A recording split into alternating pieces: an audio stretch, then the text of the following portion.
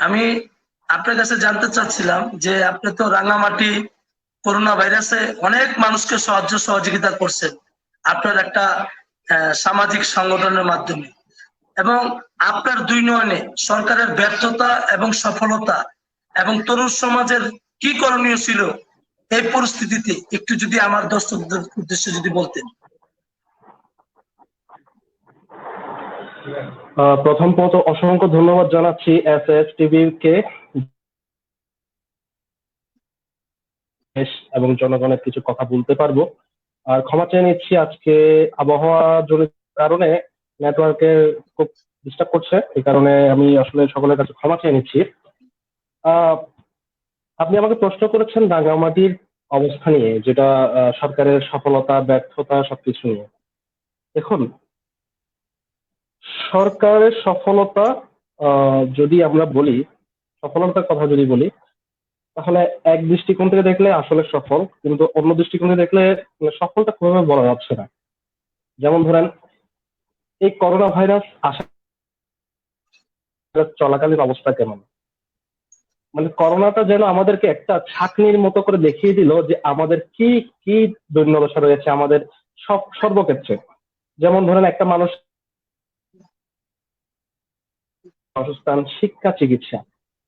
একটা দেশের সরকার নির্বাচিত হয় তার দেশের জনগণের, তার দেশের প্রতিটি নাগরিকের এই পাঁচটি মৌলিক বিষয় সর্বপ্রথম যেন মানে দ্বারে দ্বারে পৌঁছায়। এই পাঁচটি মৌলিক বিষয় যেন অন্ততপক্ষে তার জনগণ, তার নাগরিকরা স্বয়ংসম্পূর্ণ থাকে।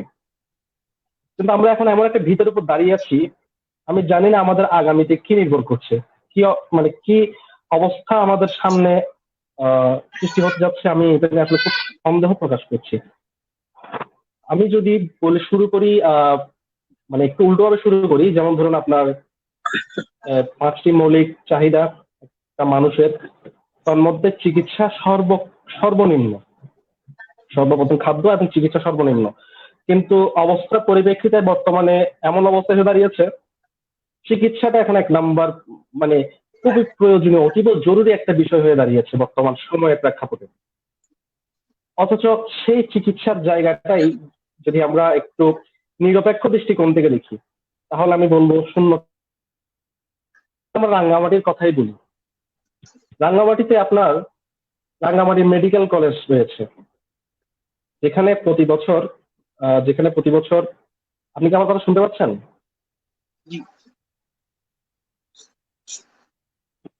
শুনতে পাচ্ছি।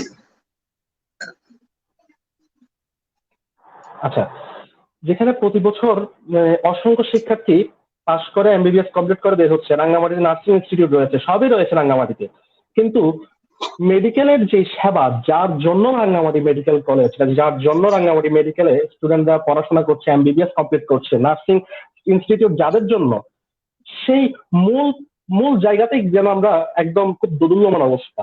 রাঙ্গামাটিতে বলতে গেলে চিকিৎসা ক্ষেত্রে নাই বলতে কিছুই নেই। এখানের মধ্যে একটা পেটে ব্যথা রোগী, একটা সাধারণ পেটে ব্যথার রোগী যদি রাঙ্গামাটি মেডিকেল কলেজ হসপিটালে যায় চিকিৎসার জন্য, তাকে চট্টগ্রাম রেফার করে দেওয়া হয়, বিভাগীয় হাসপাতালে রেফার করে দেওয়া হয়। এখানে যাওয়া আমাদের জন্য দুষ্কর, সেখানে মেডিকেলের মূল কাজটা কি? আপনি অবাক হবেন, করোনা আসার আগে এটা নিয়ে আসলে বেশ কয়েকবার আমরা আন্দোলন করেছিলাম রাঙ্গামাটিতে। আমরা সহ বিভিন্ন সামাজিক সংগঠন বা সমমনা সংগঠন যেগুলো আছে, আমরা বিভিন্ন ভাবে আন্দোলন করেছিলাম। আন্দোলনের বহিঃপ্রকাশ যদি তখন ঘটতো, আজকে আমার রাঙ্গামাটিবাসী খুব একটা কষ্টের মুখে পড়তো না। আজকে করোনায় দেখুন, সর্বশেষ জেলা হিসেবে কিন্তু রাঙ্গামাটিতে করোনা শনাক্ত হয়েছে, যেখানে সারা দেশের 63টি জেলায় করোনা ছড়িয়ে পড়েছিল, তখনও পর্যন্ত রাঙ্গামাটিতে করোনা রোগী পাওয়া যাচ্ছিল, মানে যায়নি। আমরা কিন্তু ওখানে থাকতে পারতাম, কিন্তু ভাগ্যের কি নির্মম পরিহাস, প্রথমবারে একসাথে পাওয়া গেল 4 জন। এভাবে ক্রমান্বয়ে বাড়তে বাড়তে একটা পর্যায়ে 10 জন, 15 জন, 20 জন করে করে করোনা রোগী শনাক্ত হচ্ছে।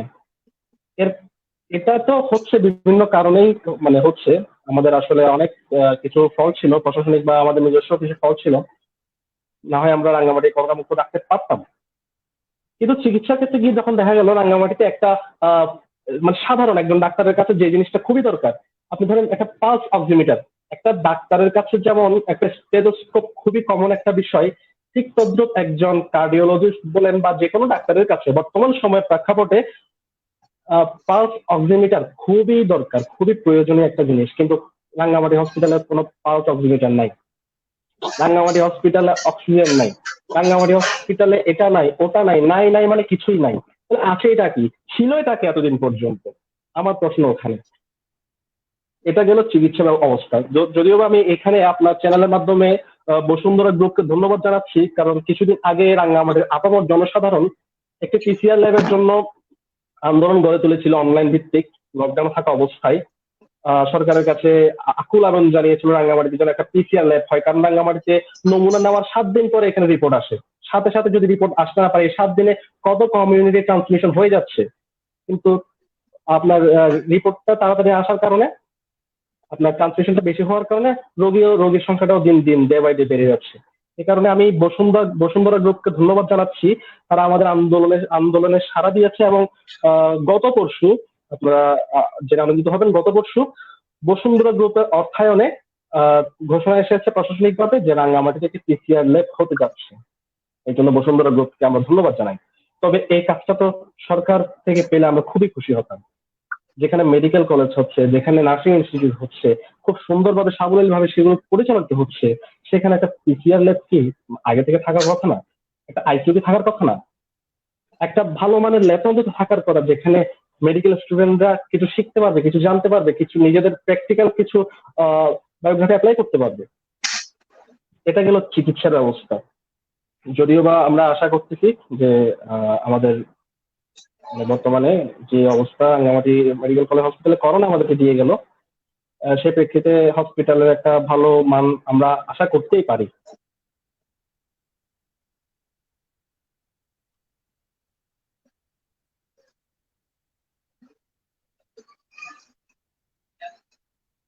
শুনতে পাচ্ছেন আমার কথা? জি, শোনা যাচ্ছে, আপনি বলতে থাকেন। আচ্ছা, আহ এটা গেল জাস্ট করোনাকালীন সময়ে। করোনা যে শিক্ষাটা আমাদেরকে দিয়ে গেল, আমাদের চিকিৎসার মান, আমাদের বাংলাদেশ মানে আমি তো রাঙ্গামাটিকে উদাহরণ দিলাম, আমাদের সারা দেশের চিকিৎসার মানটাকে কিন্তু আমরা মানে একটা প্রশ্নের জায়গায় দিয়ে গেলাম, মানে প্রশ্ন দেখিয়ে দিলাম, মানে করোনার জন্য আমাদের চিকিৎসা ব্যবস্থাকে বৃদ্ধাঙ্গুলি দেখিয়ে দিল। এখন আরেকটা কথা বলি, সেটা হলো আহ আমাদের এই মুহূর্তে যে সবচেয়ে বেশি যে সংকটটা দেখা দিচ্ছে, ভেন্টিলেটরের আসলে খুব একটা সংকট দেখা না দিলেও কিন্তু অক্সিজেনের সংকটটা খুবই দেখা দিচ্ছে। কারণ করোনার মূল সমস্যা হলো আপনার আহ শ্বাসকষ্ট। তো যার কারণে আপনাকে অবশ্যই অক্সিজেন দরকার, অবশ্যই দরকার যে কোনো ক্ষেত্রে। কিন্তু অক্সিজেন নাই, অক্সিজেনের সিলিন্ডার নাই। আচ্ছা ঠিক আছে, অক্সিজেন সিলিন্ডারও যদি থাকে, ওই সিলিন্ডার ক্যারিং করার জন্য যতটুকু জনশক্তি দরকার সেটাও কি আছে একটা হসপিটালে? 10টা সিলিন্ডারের জন্য 10 জন বয় লাগবে, 10টা বয় কি আছে একটি হসপিটালে? এগুলো কি ডাক্তাররা করবে? করার তো সুযোগ নেই। আচ্ছা ঠিক আছে, অক্সিজেন সিলিন্ডার যদি কষ্টসাধ্য হয়, ক্যারিং এর জন্য যদি আলাদা মানুষের দরকার হয়, কষ্টের মানে কাজটা যদি কষ্টের হয়ে থাকে, এটা তো করতে পারতো যে আপনার অক্সিজেন প্লান্টের ব্যবস্থা করতে পারতো। সরকার চাইলে কিন্তু পারতো অক্সিজেন প্লান্টের ব্যবস্থা, অন্ততপক্ষে এখনো চাইলে সেটা পারে। কারণ অক্সিজেন প্লান্টের ব্যবস্থা যদি থাকে, যখনই একজন রোগীর অক্সিজেন দরকার হয় সঙ্গে সঙ্গে তাকে অক্সিজেনের ব্যবস্থা করা যায়। সিলিন্ডারের দরকার হয় না, আহ কি বলে সিলিন্ডার ক্যারিং করার জন্য কোনো বয়ের দরকার হয় না। গেল এটা। তারপর কালীন সময়ে ডাক্তার স্বাস্থ্যকর্মীদেরকে বলা হয় ফ্রন্টলাইনার। তাদেরকে হ্যাটসঅপ দেওয়া হচ্ছে, তাদেরকে নানাভাবে মানে সম্মান দেওয়ার চেষ্টা করা হচ্ছে। কিন্তু আমার কথা হলো, তাদেরকে কত উপাধি আমরা দেই না কেন, উপাধিগুলো তখনই সার্থকতা পাবে যখন তারা তাদের প্রাপ্য সম্মান সর্বক্ষেত্রে পাবে। আমরা ক্যামেরার সামনে সবাই ভালো মানুষ, ক্যামেরার সামনে সবাই মুখরোচক কথা বলতে পারি। মূল বিষয়টা হলো ক্যামেরার পিছনে আমরা কতটুকু ভালো। ক্যামেরার সামনের মানুষটা যদি ক্যামেরার পিছনে থাকতো, তাহলে বাংলাদেশ অনেক আগেই চেঞ্জ হয়ে যেত। আপনি দেখুন, বাংলাদেশে বর্তমানে করোনা আজকে প্রায় 4 মাস। এই 4 মাস অনেক জায়গায়, অধিকাংশ জায়গায় ডাক্তাররা বেতন পাচ্ছে না, স্বাস্থ্যকর্মীরা বেতন পাচ্ছে না, একজন আয়া, একজন ওয়ার্ড বয়, তারা বেতন পাচ্ছে না। আমার কথা শোনা যাচ্ছে? জি, শোনা যাচ্ছে। তারা বেতন পাচ্ছে না।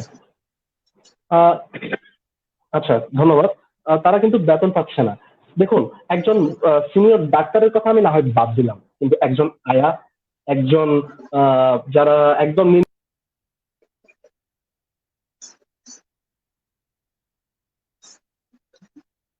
জি, নির্জনের যত সম্ভাবনা নেট কানেকশন বিচ্ছিন্ন হয়ে গেছে। তো আমরা নির্জনের কথা আবার শুনবো। আমরা এখন আমিনের কাছে যেতে চাচ্ছি। আমিন, আপনি কি আমার কথা শুনতে পাচ্ছেন? আমিন, আপনি কি আমার কথা শুনতেছেন? হ্যাঁ, শুনতেছি ভাই। আপনি কি আমার কথা শুনতেছেন? হ্যাঁ, শুনি শুনি। তুমি তোমার যে সামনে যে স্পিকারটা আছে সেটাকে বন্ধ করে দিলে ভালো। সামনে যে স্পিকারটা আছে সেটাকে বন্ধ করে দিলে ভালো।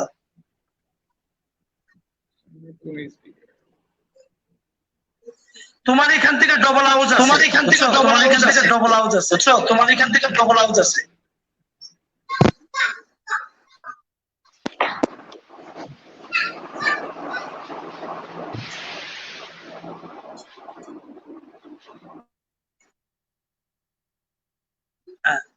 নির্জন, আপনার মাউথটাকে একটু ওপেন করেন।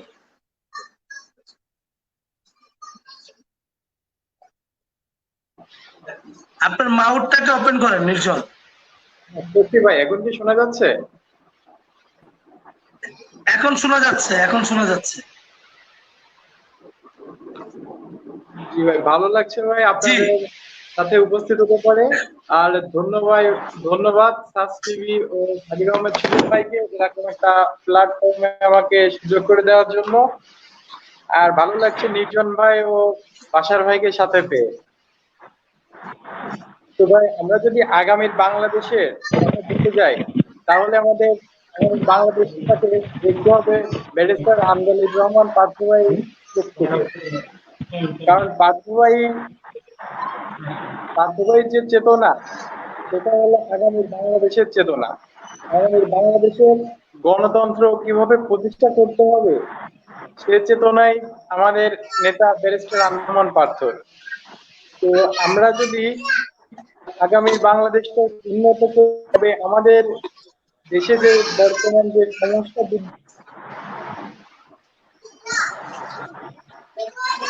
হ্যালো ভাই, আমিন, তোমার এখানে সাউন্ডটা পরিষ্কার না। তোমার এখান থেকে সাউন্ডটা পরিষ্কার আসে না। তোমার এখানে একটু পরিবর্তন করো। তুমি ইয়ারফোনটা নাও। বুঝছো? তুমি ইয়ারফোনটা নাও। তোমার সাউন্ডটাকে একটু পরিষ্কার করো। সাউন্ডটা শোনা যায় না, ডবল আছে।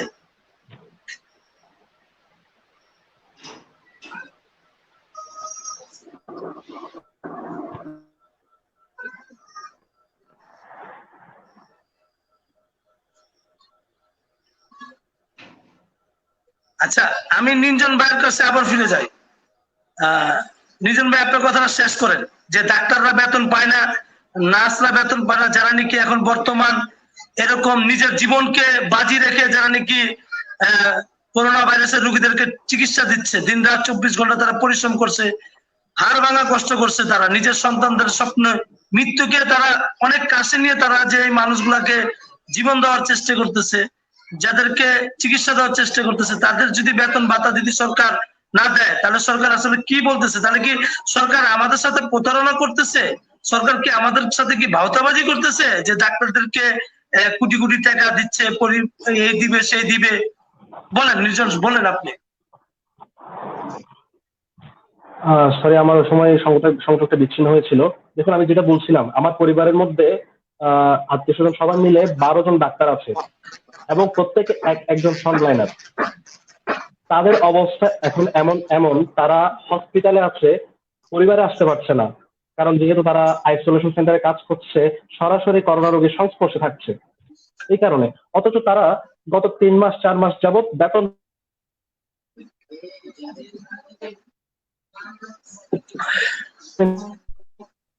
আমি তাদের কথা নয়, একটা চতুর্থ শ্রেণীর কর্মচারী যাদেরকে আমরা বলে থাকি, তাদের পরিবার চলে এই টাকায়। তাদের এক একজনের বেতন 4,000, 5,000, 6,000, 7,000। এসব টাকায় না আসলে মানে সংসার খুবই কষ্টকর। সেখানে যদি তারা পাই, তাহলে তারা কাজ করছে কেন? কি কি দরকার তাদের এই ফ্রন্ট লাইনার, হ্যাটস অফ এসব উপাধিগুলো দিয়ে?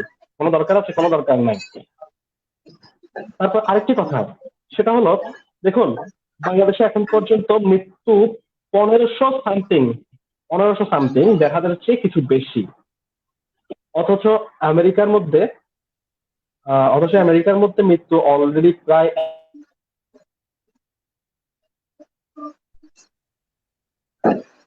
শুনতে পাচ্ছেন আমার কথা? শুনতে পাচ্ছি। আচ্ছা আচ্ছা, দেশে করোনা যেখানে হটস্পট বানিয়েছে আমেরিকাতে, যেখানে মৃত্যু 1,30,000-এর আশেপাশে, 1,30,000-এর আশেপাশে, সেখানে ডাক্তারের মৃত্যুর সংখ্যা কিন্তু 20 জন বা 20-22, আমার এই মুহূর্তে সঠিক সংখ্যাটা খেয়াল নাই। অথচ বাংলাদেশের অবস্থা দেখেন আপনি, বাংলাদেশে আপনার মৃত্যু মাত্র 1500 আর আশেপাশে, সেখানে অলরেডি মৃত্যুবরণ করেছে 50 ঊর্ধ্ব, যাদের মস্তিষ্ক বলতে পারেন আপনি একটা চিকিৎসা কেন্দ্র, সারা জীবনের অভিজ্ঞতা সঞ্চয়কারী, যাদেরকে আমাদের আগামীর বাংলাদেশে খুব বেশি দরকার, তারা তাদের বয়সের কারণে ধকল নিতে না পেরে তারা প্রাণ হারাচ্ছে। এখন প্রাণ হারাচ্ছে কেন? আমার প্রশ্ন লক্ষাধিক মানুষের এত নগণ্য, সেখানে আমাদের মাত্র 1500 সামথিং মৃত্যুর মধ্যে চিকিৎসক মৃত্যুর সংখ্যা এত বেশি কেন? এত বেশি হওয়ার তো কথা ছিল না জরিপ মোতাবেক। তার চেয়ে বড় কথা হলো, আমাদের বাংলাদেশে যে করোনা ভাইরাসটা, তার জিনগত বৈশিষ্ট্যের থেকে আমেরিকার যে করোনা ভাইরাসটা, ইতালি বা অন্যান্য জায়গায়, ওইসব করোনার কি বলে, শক্তিটা অনেক বেশি জিনগত দিক থেকে। সেখানে চিকিৎসক মৃত্যুর হার একেবারে কম, আর বাংলাদেশ অনেক বেশি। ব্যাপারটা কি চিন্তার বিষয় না আমাদের?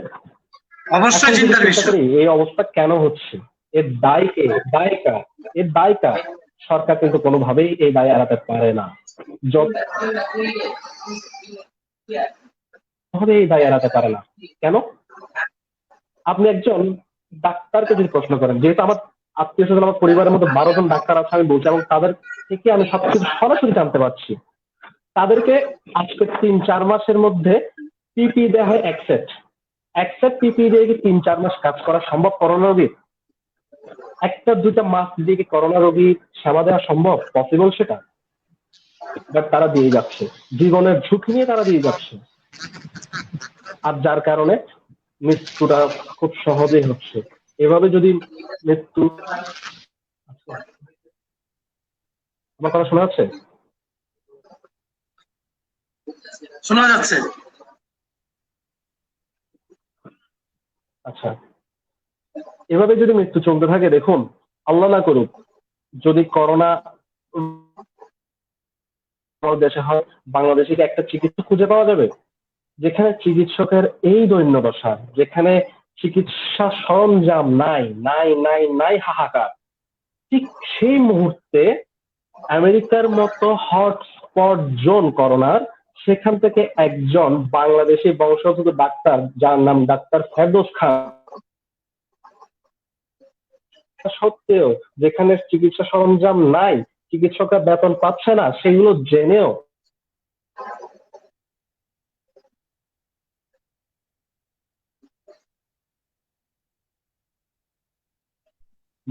মা তিনি কি পেলেন? লাঞ্ছনা, বঞ্চনা, অবজ্ঞা দিয়ে তাকে আমরা তাড়িয়ে করতে জীবনের বড় ঝুঁকি আছে। ডাক্তার ফেরদৌস খানের তো পরিবার আছে, ডাক্তার ফেরদৌস খান তো জানতো কি দরকার ছিল তার। করোনা হটস্পট ফেলে বাংলাদেশে ঝুঁকি নিয়ে, যেখানে কোনো সরঞ্জাম নেই, কি দরকার ছিল তার বাংলাদেশে আসা? শুধু নারীর টানে, মাটির টানে তিনি এসেছেন। তাকে আমরা রাজনৈতিক মর পেছে ফেলে দিয়ে তাকে আমরা বাহিরের টিকিট ধরিয়ে দিয়েছি। কেন? এই অবস্থায় আমাদের রাজনীতি করতে হলো? এই অবস্থায়, যেখানে মানুষের মৃত্যুটা যেন বাম্পার ফলন হয়ে যাচ্ছে, এমন অবস্থায় আমাদের রাজনীতি করার কি দরকার ছিল? তিনি যেই হোক, আমার তো দরকার নাই তিনি কে, তিনি কার সন্তান দরকার নাই, তার থেকে আমরা কি সার্ভিস পেতে যাচ্ছি, তার থেকে আমরা কি আশা করতে যাচ্ছি। আরো মজার বিষয় দেখুন, হাস্যকর বিষয়, কষ্ট লাগে দুঃখ লাগে বলতে, সেটা হলো ডাক্তার ফেরদৌস সাহেব বাংলাদেশের মধ্যে তিনি কিছু কাজ করে যেতে চেয়েছিলেন, জাস্ট 3 সপ্তাহের মধ্যে এমন কিছু তিনি কাজ করে যেতে চেয়েছিলেন যার ফল বাংলাদেশ করোনাকালীন সময় এবং করোনা পরবর্তী সময়ে ভোগ করতে পারে। আমরা করেছি কি, তাকে 2 সপ্তাহের কোয়ারেন্টাইন দিয়ে দিলাম। তিনি বলেছেন তার কাছে অ্যান্টিবডি সার্টিফিকেট আছে, অথচ আমরা তাকে 2 সপ্তাহ কোয়ারেন্টাইন দিয়ে দিলাম, নামমাত্র কোয়ারেন্টাইন। আর 1 সপ্তাহে তিনি কি কাজ করবেন? কিছু করতে পারেন না। তিনি কোয়ারেন্টাইন শেষ করে এজমা দিয়ে তিনি চলে গেলেন, প্লাজমা দিয়ে তিনি চলে গেলেন। অথচ চীনের প্রতিনিধি দল বাংলাদেশে আসে, আপনার বিশ্ব স্বাস্থ্য সংস্থার প্রতিনিধি দল বাংলাদেশে আসে। কই সাহস থাকলে তাদেরকে 14 দিনের কোয়ারেন্টাইন দেন না? তাদেরকে তো কোয়ারেন্টাইন দেওয়া যাবে না, দেওয়া যাবে আমাদের আমাদের স্বর্ণ আমাদের কি বলবো সোনার ছেলেদেরকে। আমি আসলে বর্তমানের এই ভবিষ্যৎকে খুবই সন্দিহান, খুবই সুন্দর সংশয় প্রকাশ করছি ভবিষ্যৎ নিয়ে। কারণ আমার বর্তমান যদি ভালো হয়, আমার ভবিষ্যৎ ভালো হবে। আমাদের অতীতের অতীত এই মাটির ভূখণ্ডে সোনার ছেলেরা বসবাস করতেন বলে 52তে ভাষা আন্দোলনে আমরা ভাষা ছিনিয়ে এনেছি, 71-এ মুক্তিযুদ্ধে স্বাধীনতা ছিনিয়ে এনেছি। সেই ফল আমরা এখন ভোগ করছি। আর আমরা যদি নিজেদের দিকে একটু তাকাই, নিজেদেরকে একটু প্রশ্ন করি, আমরা কি করছি বর্তমানের জন্য, যার ফল আমাদের ভবিষ্যতে ভোগ করতে পারবো? কিছুই করছি না, আমরা কিছুই না। আর সেই জন্য মানুষ যখন বলে আমরা এই যে আজকে, যেমন আজকের বিষয় আগামীর বাংলাদেশ, আগামীর বাংলাদেশ নিয়ে যদি এক কথায় আমাকে প্রশ্ন করেন, আমি ঘোরতর সন্দিহান, প্রচন্ড সন্দিহান আগামীর বাংলাদেশ নিয়ে বর্তমানকে দেখি। এই অবস্থায় আমি কি বাংলাদেশ প্রত্যাশা করতে পারি? আমরা যদি আমাদের নিজেদের নেচার চেঞ্জ না করি, তাহলে আমরা আগামীর বাংলাদেশ নিয়ে সম্ভাবনা কিছুই দেখতে পাবো না। হ্যাঁ, একটা কথা আছে, ডোন্ট জাজ এ বুক বাই ইটস কভার। আমরা বইয়ের মলার দেখে আমরা সবকিছুকে যাচাই করি যে বইটা কেমন হতে পারে। আপনি একটা ভালো মানের উন্নত বই, মলার যাই হোক, ভিতরটা আমাদের দেখতে হবে। উন্নয়নের মোড়কে সর্বক্ষেত্রে হাহাকার, মোড়কটা কিন্তু উন্নয়নের। ঘাটতি আছে, না হয় খাদ্যের এত দাম হতো না, যতই বলো খাদ্যের ঘাটতি নাই। বস্ত্রের কথা বাদ দিলাম, বাসস্থানের কথা বাদ দিলাম, শিক্ষা চিকিৎসা, এখানে একটু কথা আছে। শিক্ষার কথাই যদি আমি বলি, আমি রাঙ্গামাটির কিছু কথা দৃশ্য তুলে ধরতে চাই আপনাদের দিকে। রাঙ্গামাটিতে 10টা উপজেলা, আপনারা সকলেই জানেন রাঙ্গামাটি আপনার বাংলাদেশের সর্ববৃহৎ জেলা, এই পুরো জেলার মধ্যে 10টি উপজেলা রয়েছে। 10টি উপজেলার মধ্যে আমি শিক্ষার কিছু কথা বলতে চাচ্ছি। 10টি উপজেলার মধ্যে কলেজ, উচ্চ মাধ্যমিক ইন্টারের যে কলেজ আছে, মোট 14টি কলেজ আছে আমাদের রাঙ্গামাটিতে। 10টি উপজেলায় মিলে মোট 14টি কলেজ আছে। 14টি কলেজের আমি উচ্চ মাধ্যমিকে একটা ছোট্ট জরিপ তুলে ধরি আপনাদের কাছে। সেটা হচ্ছে 2টা বছর আমি আপনাদেরকে দেখাতে চাই। 2020 তো উচ্চ মাধ্যমিক হয়নি। 2018 সালে পরীক্ষার্থীর সংখ্যা ছিল আপনার 5,908 জন। অর্থাৎ রাঙ্গামাটি পার্বত্য জেলার 10টি উপজেলার 14টি কলেজে পরীক্ষার্থী, উচ্চ মাধ্যমিক পরীক্ষায় পরীক্ষার্থীর সংখ্যা ছিল 5,908 জন। 5,908 জনের জিপিএ ছিল মাত্র 1 জন। কে আমি মুখ্য বিষয় ধরছি না। তারপর আসলো 2019 সাল। 2019 সালে পরীক্ষার্থীর সংখ্যা কমে গেল। কলেজ কিন্তু আছে, 14টা কলেজ আছে, 14টা কলেজের বরাদ্দ ঠিক আছে, সবকিছু ঠিক আছে। 2019 সালে পরীক্ষার্থীর সংখ্যা কমে গেল 4,885 জন। 2019 সালে পরীক্ষার্থী হয়ে গেল 4,885 জন, প্রায় 1,000 পরীক্ষার্থী কমে গেল। ওই উচ্চ মাধ্যমিক পরীক্ষায় 4,885 জন স্টুডেন্টের মধ্যে আপনার পাস করেছে আপনার 2,141 জন। অর্ধেকের চাইতেও কম উত্তীর্ণ হয়েছে 2019 সালের উচ্চ মাধ্যমিক পরীক্ষায়। বুঝতে পারছেন ব্যাপারটা? 2018-তে পরীক্ষার্থীর সংখ্যা ছিল, 2019-এ পরীক্ষার্থীর সংখ্যা কম। আচ্ছা, এবার আসি আমি যেটা মানে একদম মেইন রাঙ্গামাটি সরকারি কলেজ, রাঙ্গামাটি সরকারি মহিলা কলেজ, যেটা মেইন কলেজ আছে আমাদের এখানে সরকারি। এই কলেজগুলো থেকে আপনার 2018 সালে 2019 সালে রাঙ্গামাটি কলেজের পরীক্ষার্থী ছিল আপনার 1058 জন, অর্থাৎ 576 জন কিন্তু অকৃতকার্য। রাঙ্গামাটি সরকারি মহিলা কলেজের দৃশ্য যদি আপনাদেরকে দেখায়, 2019 সালের উচ্চ মাধ্যমিক পরীক্ষার্থী ছিল 745 জন। 745 জনের মধ্যে পাশ করেছে মাত্র 307 জন, অকৃতকার্য ছিল 438 জন। আমি জরিপগুলোর কথা এজন্য বলছি। আচ্ছা, আরেকটা জরিপের কথা বলি। 2012-13 দিকে রাঙ্গামাটি জেলার সাক্ষরতার হার ছিল, ঢাকা বাংলাদেশের রাজধানী ঢাকা বিভাগের কিছু জেলা আছে, অনেক জেলা থেকে রাঙ্গামাটি সাক্ষরতার হার ছিল অনেক বেশি। কিন্তু ডে বাই ডে যেখানে সাক্ষরতার হার বাড়ো এত কিছু করছে, প্রাইমারি শিক্ষা বাধ্যতামূলক করছে, বিনামূল্যে বই বিতরণ করছে, এত কিছু করছে, সেখানে সাক্ষরতার হারটা বাড়ার কথা ছিল, শিক্ষার্থীর কথাটা বাড়ার কথা ছিল, পরীক্ষার্থীর সংখ্যা বাড়ার কথা ছিল। হচ্ছে নাকি? পরীক্ষার্থীর সংখ্যা ডে বাই ডে কমছে। যতজন পরীক্ষার্থী তার অর্ধেককেই করতে পারছে না। আমি তো জিপিএ পাই, আমি অন্তত পক্ষে নিজেকে উন্নত করতে হবে, সেটা তো পারছে না। তাহলে 14টি শিক্ষা প্রতিষ্ঠান, কলেজ কি দরকার? লক্ষ লক্ষ কোটি টাকা বাজেট কি দরকার? কই যাচ্ছে এই টাকাগুলো? কেন এই টাকাগুলো যে যাচ্ছে কোনো জবাবদিহিতা নাই? কেন রেজাল্টের এই অবস্থা, এই দৈন্যদশা? শিক্ষার্থী সাক্ষরতা কেন কমে যাচ্ছে? মানুষের সংখ্যা দিন দিন বাড়ছে, কমছে না। মানুষ শিক্ষা থেকে বিমুখ কেন হচ্ছে? এগুলোকে আমাদের একটু যাচাই বাছাই করা দরকার না? সরকার কি একটু এই ক্ষেত্রে আমরা সহযোগিতা প্রত্যাশা করতে পারি না? এই হলো আমাদের রাঙ্গামাটি পার্বত্য জেলার শিক্ষার অবস্থা। আমি শুধুমাত্র আপনার উচ্চ মাধ্যমিক জরিপ দিলাম, মাধ্যমিকের জরিপ দিলে তো আরো শোচনীয় অবস্থা। বরাদ্দ ঠিক আছে, লক্ষ লক্ষ কোটি টাকা বিনিয়োগ প্রতি বছর হচ্ছে, সবকিছু ঠিক আছে, কিন্তু রেজাল্ট 14 শিক্ষা প্রতিষ্ঠানে এই এত ভুরি ভুরি ফেল দিয়ে তারা বাংলাদেশের প্রতিনিধিত্ব দূরের কথা, রাঙ্গামাটিকে প্রতিনিধিত্ব কিভাবে করবে? আমি সন্দিহান। আমি তো ঢাকায় থাকি আমার প্রফেশন এবং স্টাডিজনে, আমি ওখানে অবস্থা আর রাঙ্গামাটির এই অবস্থা দেখে খুবই লজ্জিত হই। আমার রাঙ্গামাটির তরুণ প্রজন্ম কিভাবে দেশের নেতৃত্বে এগিয়ে আসবে, দেশকে রিপ্রেজেন্ট করতে আসবে, আমি এগুলো নিয়ে আসলে খুবই চিন্তিত থাকি। এই হলো আমাদের শিক্ষার অবস্থা, এবং এটা যদি এখানে চিন্তা করা না যায় তাহলে কিন্তু আসলেই খুব খারাপের দিকে যাচ্ছে। আমি নিরঞ্জন ভাই, আমি আবার আপনার কাছে আসবো। আমি একটু আমিনের কাছে যেতে চাই।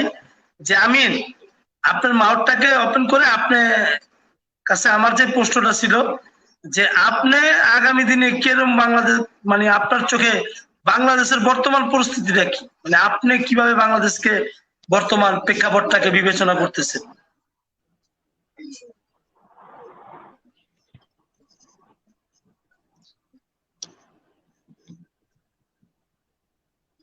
জি আমিন,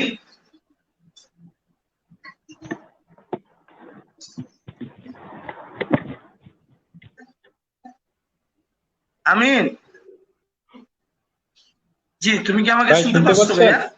আমিন, জি শুনতে পাচ্ছি। মানে তোমার চোখে বর্তমান বাংলাদেশের পরিস্থিতি এবং তোমার স্বপ্ন, তোমার চিন্তা বাংলাদেশ নিয়ে কি আছে, একটু আমার দর্শকদের যদি একটু বলতা, তোমার মাধ্যমে তরুণ প্রজন্ম, যুব সমাজ কিছু জানতো, বলো।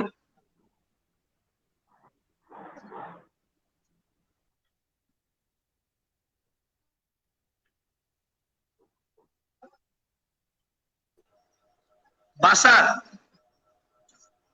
আমি তোমার কাছে এই প্রশ্নটা রাখতে চাই যে তোমার চোখে বাংলাদেশ বর্তমান এবং ভবিষ্যৎ চিন্তাটা যদি একটু বলতা।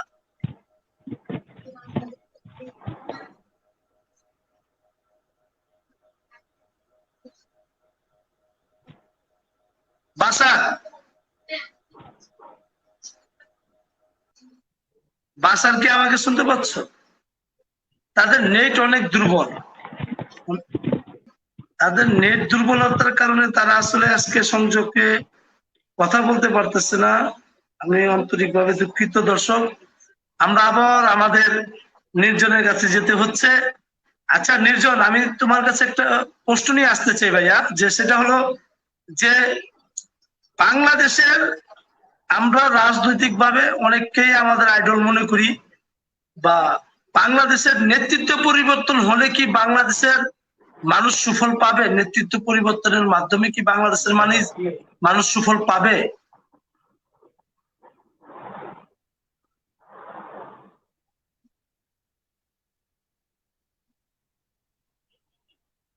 আমি এই প্রশ্নটা আসলে ঠিক বুঝতে পারিনি, যদি প্রশ্নটা আবার করতেন। মানে আমার প্রশ্নটা ছিল যে বাংলাদেশের রাজনীতি, সরকার প্রধান পরিবর্তন হলেই কি বাংলাদেশের মানুষের এই রাজনৈতিক গুণগত মান পরিবর্তন হবে এবং আমাদের দেশের মানুষ কি সুফল পাবে?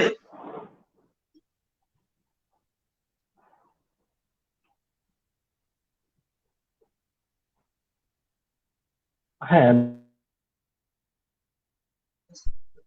নেতৃত্বের যে পরিবর্তনটা, সেটা হলো যেহেতু আজকে প্রজন্মের প্রতিনিধিত্বকারী একটি সামাজিক সংগঠন চাই, সেটা হলো নেতৃত্বের পরিবর্তন। যে জিনিসটা, এক এক ফুলের এক এক সৌরভ, এক এক ব্যক্তির এক এক গৌরব। নেতৃত্বের যদি পরিবর্তন হয়, নতুন ফুল আসবে, নতুন ফুল নতুন ভাবে সুবাস ছড়াবে। একটা ফুল কিন্তু দীর্ঘদিন সুবাস ছড়াতে পারে না, এটা কিন্তু মানে নির্মম বাস্তবতা। একটা ফুল দীর্ঘদিন কখনো ফুল সুবাস ছড়াতে পারে না। ঘুমিয়ে আছে শিশুর পিতা, প্রতিটি শিশুর অন্তরে, একটা কথা আছে, ভাব সম্প্রসারণ আছে। শুনতে পাচ্ছেন আশা করি আপনি আমার কথা? হ্যাঁ, শুনতে পাচ্ছি। হ্যাঁ, যেটা বলছিলাম, নেতৃত্বের পরিবর্তন অবশ্যই দরকার আছে। কারণ ক্ষমতায় বসে চতুর্মুখী ঝক্কি ঝামেলার প্রেক্ষিতে আসলে বোঝা দায় হয়ে দাঁড়ায় একটা দেশের, একটা জনপদের, সেই জনপদের মাতৃ ও মানুষের কি কি চাহিদা রয়েছে। সেটা কিন্তু আসলে একটা জায়গায় ঠিক দাঁড়িয়ে দীর্ঘদিন বোঝা মানে খুবই মুশকিল হয়ে দাঁড়ায়। এখন আমি যদি বলি নেতৃত্বের পরিবর্তনের কথাটা, আহ হ্যাঁ, নেতৃত্বের পরিবর্তন এক কথা যদি বলে, অবশ্যই নেতৃত্বের পরিবর্তন দ্বারা দেশের চিত্র পাল্টানোর সমূহ সম্ভাবনা রয়েছে। তবে হ্যাঁ, তরুণ প্রজন্মকে কাজে লাগাতে হবে। নাম্বার ওয়ান, তরুণ প্রজন্ম কিন্তু বর্তমান সময়ে ডিমোটিভেটেড হয়ে যাচ্ছে। সেটা বিগত বেশ কয়েক বছর যাবৎ অবলোকন করছি। ডিমোটিভেটেড হয়ে যাচ্ছে। তারা সাদাকে আর সাদা বলছে না, সাদাকে কালো, কালোকে সাদা বলছে। সত্যকে আর সত্য এখন স্বীকার করতে পারছে না। বর্তমান প্রজন্ম এমন হয়ে গিয়েছে, সেটা আহ অপরাজনীতির কারণে হোক বা যে কোনো কারণে হোক, তাদের আইডল জনিত মানে সমস্যার কারণে হোক, বর্তমান মানে প্রজন্মটা এমন হয়ে গিয়েছে। আমরা যখন ছোট ছিলাম তখন আমাদেরকে বলা হতো সদা সত্য কথা বলবে, সত্য মুক্তি দেয়, কিন্তু মিথ্যা ধ্বংস ডেকে আনে। আর এখনকার মা বাবা তাদের সন্তানকে শিক্ষা দেয়, বাবা সত্য বলিস না, সত্য মৃত্যু ডেকে আনতে পারে, সত্য বিপদ ডেকে আনতে পারে। যার কারণে সত্য বলার যে প্র্যাকটিসটা আমরা ডে বাই ডে হারিয়ে ফেলছি। এই অবস্থা আমাদের এখন তরুণ প্রজন্মে। তারা খুব সহজে এখন ডিমোটিভেটেড হয়ে যাচ্ছে। তারা কাকে আদর্শ মানা উচিত, কার দ্বারা দেশের উন্নতি হতে পারে, কার দ্বারা দশের উন্নতি হতে পারে, কার দ্বারা দেশের মানুষের উন্নতি হতে পারে, তারা সেটা আর বাছ বিচার করছে না। অথচ এই তরুণ প্রজন্ম, বর্তমানে আমাদের যে প্রজন্মটা, এই প্রজন্ম কিন্তু অনেক বেশি দেশপ্রেমী। তারা মুক্তিযুদ্ধ দেখে নাই, কিন্তু মুক্তিযুদ্ধ না দেখে মুক্তিযুদ্ধকে লালিত করেছে হৃদয়ের মধ্যে, মুক্তিযোদ্ধাদেরকে ভালোবেসেছে। তারা এগুলো কিছুই দেখে নাই। এমন অনেকেই আছে যারা মুক্তিযোদ্ধাও দেখে নাই। কারণ মুক্তিযোদ্ধারগণ আস্তে আস্তে পর্দা করছে পৃথিবী থেকে, তারা কিছুই দেখে নাই। তারা কিন্তু না দেখেও একটি স্বাধীন সার্বভৌম রাষ্ট্রের পিছনের গল্পগুলো শুনে তারা কিন্তু হৃদয়ের মধ্যে দেশপ্রেম লালিত করছে। তারা কিন্তু অনেক এনার্জেটিক, তাদের মধ্যে এনার্জি আছে, তাদের মধ্যে পটেনশিয়ালিটি আছে, কিন্তু তাদেরকে খুব সহজে ডিমোটিভেট করে করা হচ্ছে বর্তমান সময়ে। তাদেরকে সাদাকে সাদা বলার সেই প্র্যাকটিসটা করানো হচ্ছে না, তাদেরকে ন্যায়কে ন্যায় বলার সেই অভ্যাস তার মধ্যে লালন লালন মানে লালন করার সুযোগটা করে দেওয়া হচ্ছে না। এই অবস্থা আমাদের তরুণ প্রজন্মের। সেখান থেকে স্বাধীন সার্বভৌম দেশ তো তখনই যেখানে আমরা সত্যকে সত্য বলতে পারবো, সাদাকে সাদা বলতে পারবো, কালোকে কালো বলতে পারবো, অন্যায়ের উপর দাঁড়িয়ে তখনই তো আমাদের স্বাধীন সার্বভৌমত্ব, একটা স্বাধীন দেশের কদর হবে, স্বাধীন নাগরিক হিসেবে আমরা নিজেদেরকে রিপ্রেজেন্ট করতে পারবো। তাই যদি না পারি তাহলে স্বাধীনতার স্বাধীনতার যে সুবাসটা, সেই সুবাসটার গুরুত্বটা থাকলো কোথায়? আমার প্রশ্ন কিন্তু এখানে। আর এই জন্য আমি যদি আমার পার্সোনাল কিছু কথা বলি, সেটা হলো রাজনীতিতে আসতে চাই। আরো 7-8 বছর আগে রাজনীতিতে আসার স্বপ্ন দেখেছিলাম, কিন্তু যে অপরাজনীতি আমাদের চারিদিকে গ্রাস করছে, সেই রাজনীতি আমাকে আর টানে নাই। কারণ যেখানে আমি সাদাকে সাদা বলতে পারবো না, যেখানে আমি কালোকে কালো বলতে পারবো না, যেখানে আমাকে অন্যায়কে ন্যায় বলে চিহ্নিত করতে হবে, যেখানে আমাকে মন্দকে ভালো বলে চিহ্নিত করতে হবে, সে রাজনীতিতে এসে আমি কি করব? নিজের নীতি নৈতিকতাকে বিকিয়ে দেব? এতই সস্তা হয়ে গিয়েছে আমরা। আমি শুধুমাত্র একটা নীতি লালন করি, একটা স্বপ্ন ধারণ করি, মৃত্যু বারবার নয়, মৃত্যু একবার। আমরা যদি বারবার নিজেদের নৈতিকতার অবক্ষয় করে ফেলি, তাহলে কিন্তু আমাদের মৃত্যু তখনই হয়ে গিয়েছে। আমাদের ধর আছে পৃথিবীতে, কিন্তু আমাদের নীতিহীন মৃত ব্যক্তি বলা চলে থাকে।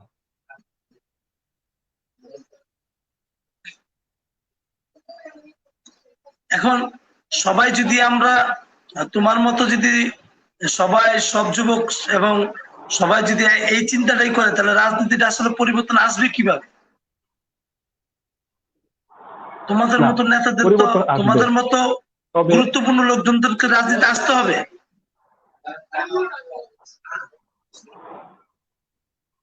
দেখুন, আমরা স্রোতের যে স্রোতটা এখন বহমান আছে, যে স্রোতের বর্তমানে যে স্রোতটা আছে, অর্থাৎ ন্যায়ের বিপরীতে অন্যায়ের স্রোত যেটা, সাদার বিপরীতে কালোর স্রোত যেটা, সত্যের বিপরীতে মিথ্যের স্রোত যেটা, সে স্রোতে আসলে আমরা গা ভাসাতে চাই নাই।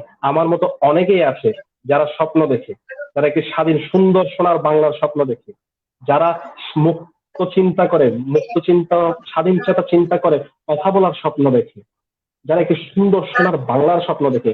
এরকম লক্ষ লক্ষ তরুণ আছে যারা নিজেদেরকে আসলে প্রকাশ করছে না। কিভাবে প্রকাশ করবে আপনি আমাকে বলেন? কিভাবে প্রকাশ করবে? এখন একটা সত্য কথা মুখে দিয়ে বের হলেই তাকে মার্ক করে নেওয়া হচ্ছে। এখন একটা উপলব্ধির কথা প্রকাশ করলে তাকে চিহ্নিত করা হচ্ছে, তাকে হেনস্থা করা হচ্ছে। আমি জানি না এই কথাগুলো বলার কারণে আমার কি অবস্থা হতে পারে, কিন্তু যা সত্য তা তো বলতেই হবে। যা বাস্তবতা তাকে আমি অস্বীকার করি কিভাবে? যা আমার চোখের সামনে ঘটমান। হ্যাঁ, আজ অথবা কাল রাজনীতিতে অবশ্যই আসতে হবে, দেশের নেতৃত্ব গ্রহণ করতে হবে। এবং আমি মনে করি গোপনে থেকে সেই প্র্যাকটিসটা আমরা করছি, শুধু আমি না, আমার জানা আরো অসংখ্য তরুণ আছে যারা প্রতিযোগিতার রাজনীতিবিদ যারা আছে। আমাদের অবিভক্ত ঢাকা মহানগরের প্রথম সিটি কর্পোরেশনের মেয়র মরহুম নাজির রহমান মঞ্জু স্যার, উনি সহ যেসব প্রতিদেশ রাজনীতিবিদগণ আছেন যারা পৃথিবী থেকে চলে গিয়েছেন বা যারা এখনো আছে পর্দার আড়ালে, তাদেরকে ফলো করে ভালোবেসে তারা দেশের জন্য ভাবছে, দেশের মাটি ও মানুষের জন্য ভাবছে। ঠিকই ভাবছে, শুধু একটি ডাকের অপেক্ষা, একটি আহ্বানের অপেক্ষা। দেখবেন সেদিন সত্যের বিজয় হয়। সিংহের মতোই তো বাঁচি, শেয়ালের মতো শত বছর বেঁচে লাভ থাকি।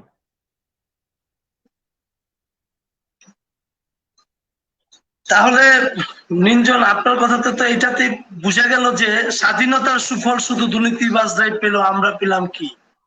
যদি রক্ত দিয়ে রাখতে হয় স্বাধীনতা, তাহলে স্বাধীনতার ছিল কি দরকার? ঠিক না?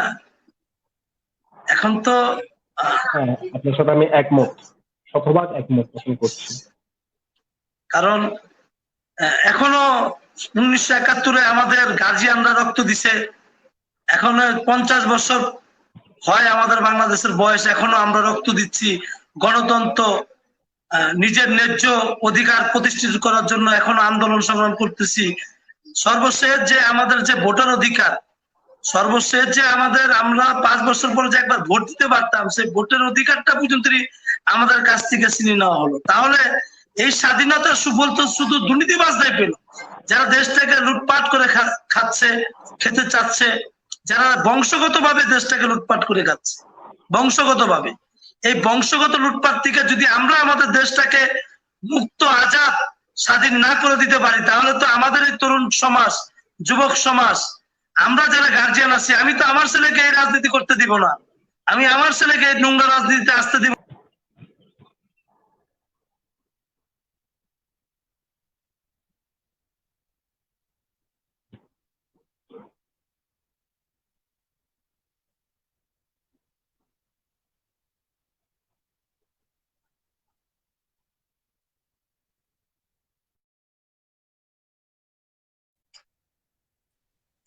আমি তো আমার ছেলের এই মৃত্যু দেখার জন্য আমি আমার ছেলেকে রাজনীতিতে দিব না, ঠিক না?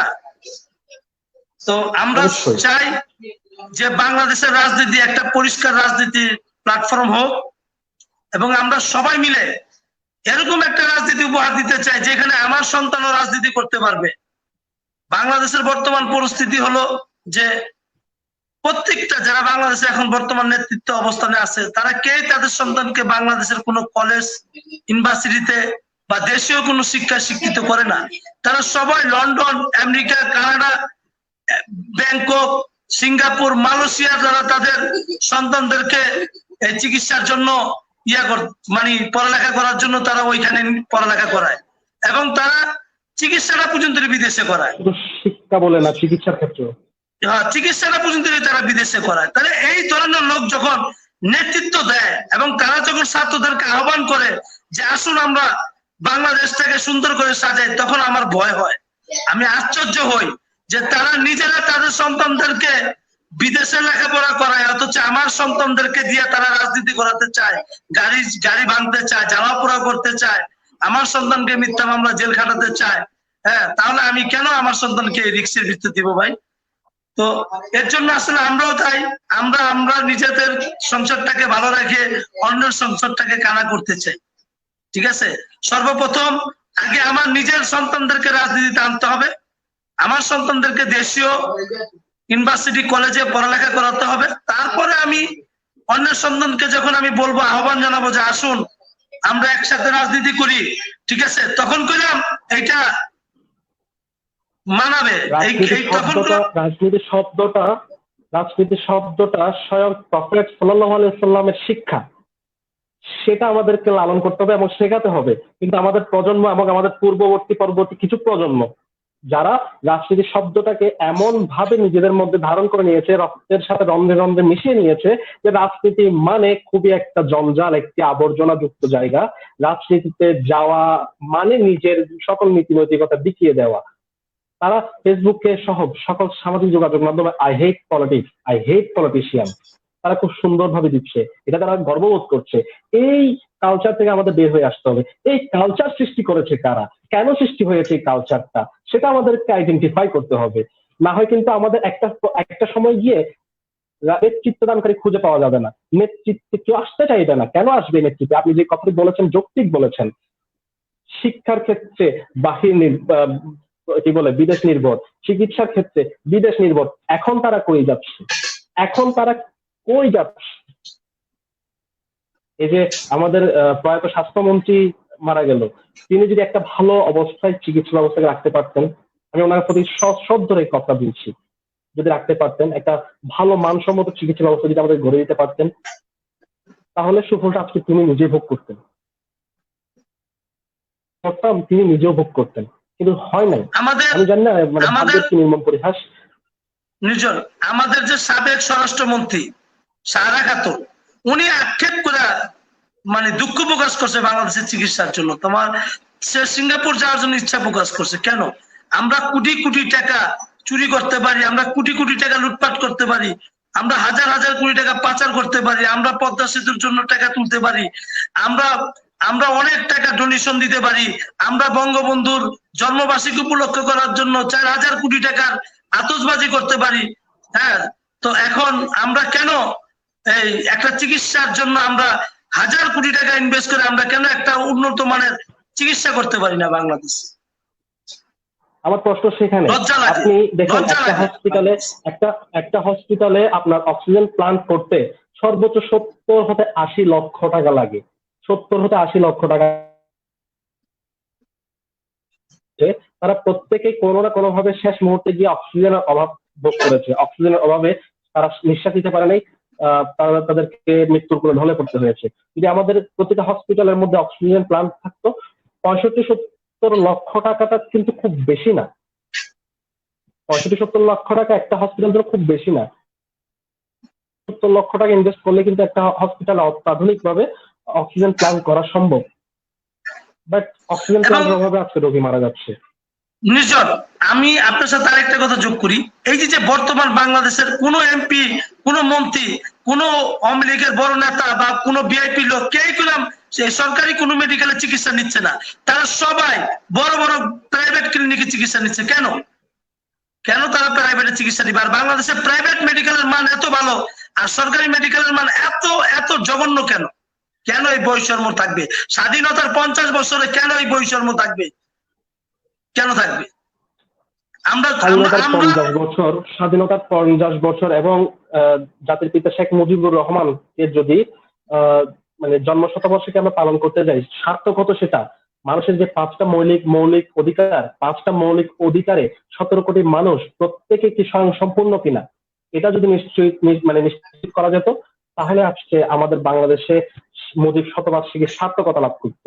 আমাদের বাংলাদেশ স্বাধীনতার রজত জয়ন্তী সার্থকতা লাভ করতো, যেখানে মানুষের 5টা মৌলিক চাহিদাই প্রপারলি তারা পাচ্ছে না। আমি তো আসলে চিকিৎসা এবং শিক্ষাটা কিছুটা তুলে ধরেছি। আমি যদি খাদ্যেরটা একটু তুলে ধরি, খাদ্যের একটা বিপুল অংশ কিন্তু নির্ভর করে আমাদের কৃষি ব্যবস্থার উপর।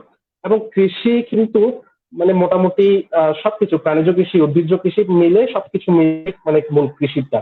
এই যে কৃষির যে অবস্থাটা, আপনার করোনার মধ্যে কিন্তু আপনি খেয়াল করবেন, আল্লাহর অশেষ রহমতে প্রত্যেকটা তরি তরকারি শাকসবজির বাম্পার ফলন হয়েছে, প্রত্যেকটা ক্ষেত্রে, প্রত্যেকটা জায়গায়।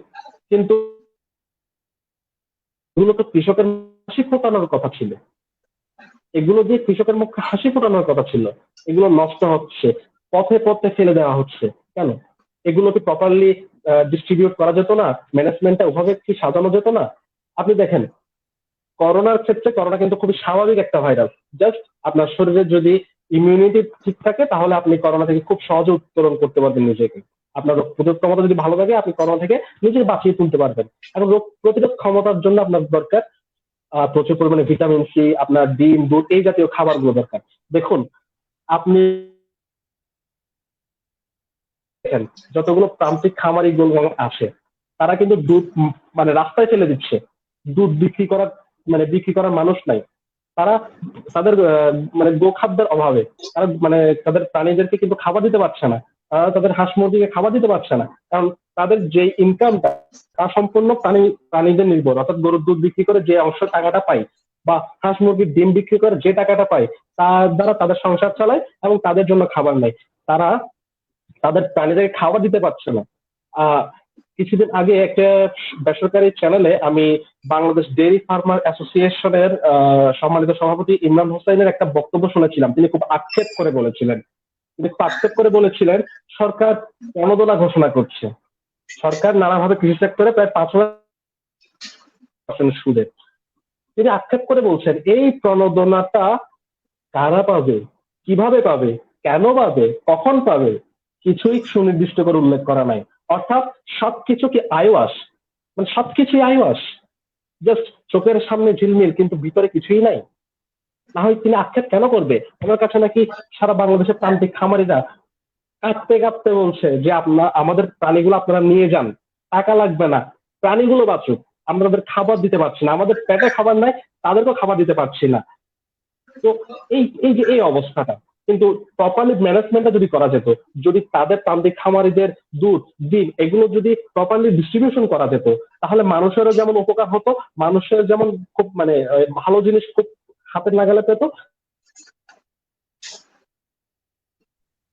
বাট তাদের ক্ষেত্রে মানে হলো কি ব্যাপারটা ঠিক তার উল্টা। আমার কথাগুলো এখানে কিছু কিছু জিনিস প্রণোদনা ঘোষণা হচ্ছে, এটা সেটা নানা ধরনের কিছু বিষয়, মনোরঞ্জনকারী কিছু বিষয়, আই ওয়াশ, মানে চোখের সামনে আপনি দেখতে পাচ্ছেন অনেক কিছু হয়ে যাচ্ছে। ওই যে বললাম, উন্নয়নের মোড়কে ভিতরে কিছুই নাই, সম্পূর্ণ হাহাকার, সম্পূর্ণ খালি। খালি হবে না কেন বলবো না, আপনার খাদ্যের অভাব, চিকিৎসার অভাব, বাসযোগ্য পরিবেশের অভাব, তাহলে আছেইটা কি? মানুষের 5টি মৌলিকের কিছুই নাই, তাহলে আছেইটা কি এই মুখরোচক স্বাধীন সোনার বাংলাদেশ? আমার আক্ষেপটা এখানে। একজন তরুণ প্রজন্মের প্রতিনিধি হিসেবে নিরপেক্ষ দৃষ্টিকোণ থেকে আমি এই কথাগুলো এখানে আজকে বললাম।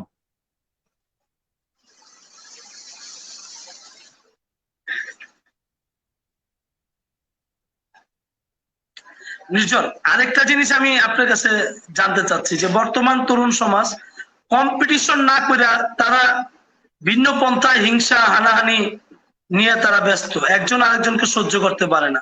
তো একজন আরেকজনকে যদি সহ্যই না করতে পারে এবং যদি তারা হিংসা করে, তারা যদি ভিন্ন পথে কাউকে ছোট করে বড় হতে চায়, আসলে এটা কি সম্ভব?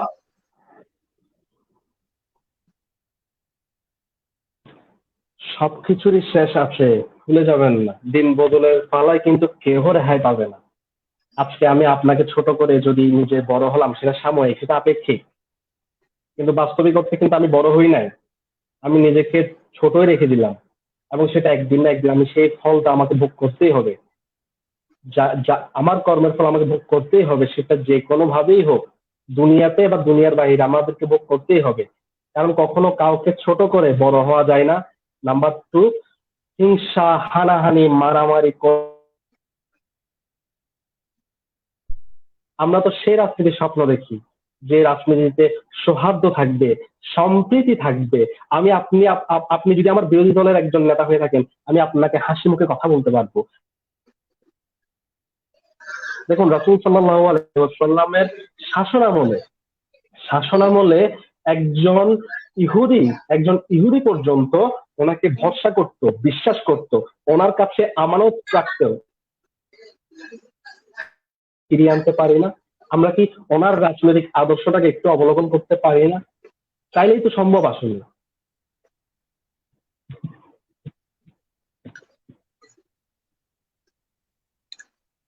তাহলে তাহলে এই যে রাজনীতির যে গুণগত পরিবর্তন বা তরুণ সমাজ, এই যে এই একটা কথা আমি জিজ্ঞাসা করি যে এখন তো রাজনৈতিক যে ব্যাখ্যা সেটা পরিবর্তন হয়ে গেছে বর্তমান বাংলাদেশে। সেটা হলো এখন রাজার যে নীতি সেটাই হলো রাজনীতি, ঠিক আছে? হ্যাঁ, রাজার নীতিকে বাস্তবায়ন করার জন্য কিছু চাটুকারিতা আছে, তারা সব সময় রাজা সাহেব যেটা বলবো ওই চাটুকারিতা দল সারাক্ষণ সেটাই বলবো। মানে তাদের আর কোনো কাজ নাই, তাদের কাজ শুধু রাজার যে নির্দেশটা সেটাকেই খালি সারাদিন বইরা সেটাকেই বলা, ঠিক না? অনেকে বলে যে বাংলাদেশের যে পরিবর্তন, বাংলাদেশের যারা পরিবর্তন ঘটাবে বা যাদেরকে নিয়ে আমরা চিন্তা করি যে বাংলাদেশের কিছু মানুষ আছে তারা বাংলাদেশের রাজনীতি পরিবর্তন ঘটাবে, আসলে এই বাংলাদেশের যেসব রাজনৈতিক দল আছে তারা কি আসলেও বাংলাদেশের পরিবর্তন ঘটাতে চায় কিনা এটা নিয়ে আমার সন্দেহ আছে। আপনি কি বলেন এই বিষয়ে?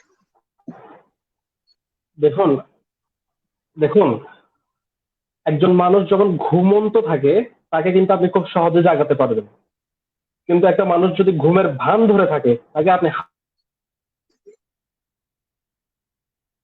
সেটা সবাই দেখছে, সবাই বুঝতে পারছে কি হচ্ছে। নীতি নৈতিকতার দিক থেকে যদি চিন্তা করা যায়, সেটা যে ঠিক পাচ্ছে না, কেউ স্বীকার করতে পারছে না আসলে বর্তমান অবস্থা। আমার কথা শুনতে পাচ্ছেন? জি, শুনতে পাচ্ছি।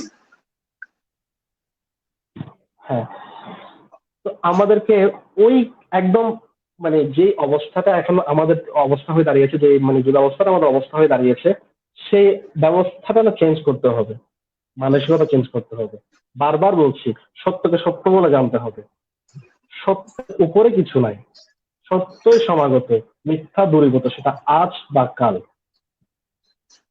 আমি শুধু একটি সুন্দর স্বাধীন সার্বভৌম বাংলাদেশের স্বপ্ন দেখি, যেখানে আবার সেই সোনার ছেলেরা ৭১ প্রাণ দিয়েছিল, ৫২ ভাষা আন্দোলনে রক্তে রঞ্জিত করেছিল ঢাকার রাজপথ। সেই সোনার ছেলেদের দেশ আবার ফিরে আসবে। তাহলে কিন্তু একাত্তরের মুক্তিযোদ্ধাদের আত্মা শান্তি পাবে? এখন একাত্তরে ছিল মুক্তিযোদ্ধা, 2020 সালে তারা ফ্রন্ট লাইনারের ভূমিকায় আবির্ভূত। আমরা মুখরোচক কথা দিয়ে কেন, মূল হলো তাদেরকে সর্বোচ্চ সুরক্ষাটা দেওয়া, তাদের সকল চাহিদা পূর্ণতা দেওয়া। আমরা তাদেরকে পর্যাপ্ত উপকরণ না দিয়ে কিছু কথা যদি আমরা বলে থাকি সব সময়, তাহলে মানে আসলে এগুলো আমি মানে কিভাবে আমি মানে ডিসক্রাইব করবো। তো যেটা বলছিলাম আর কি, আমার শুধু একটাই চাওয়া, যারা চিকিৎসক আছে, স্বাস্থ্যকর্মীরা আছে, তারা যেন তাদের পর্যাপ্ত উপকরণ যা যা দরকার তারা যেন সেই উপকরণ পায়, তাদের বেতন পাই। দেখুন, সরকার কিন্তু বলছে যে আমলা বা এই সেই বিভিন্ন কারণে বেতনটা হয়তো আটকে আছে। কেন? আমলা বুঝি না, আমরা সাধারণ মানুষ, আমলা কি সে এসব আমরা বুঝি না। আমরা বুঝি তারা যেন পায়, তাদের সাংসারিক ভরণ পোষণ যেন তারা করতে পারে, তাদের সংসার আছে, তাদের পরিবার আছে, সেটা তাদেরকে বীর উত্তম বা ফ্রন্টলাইনার সকল খেতাবে ভূষিত করতে পারি।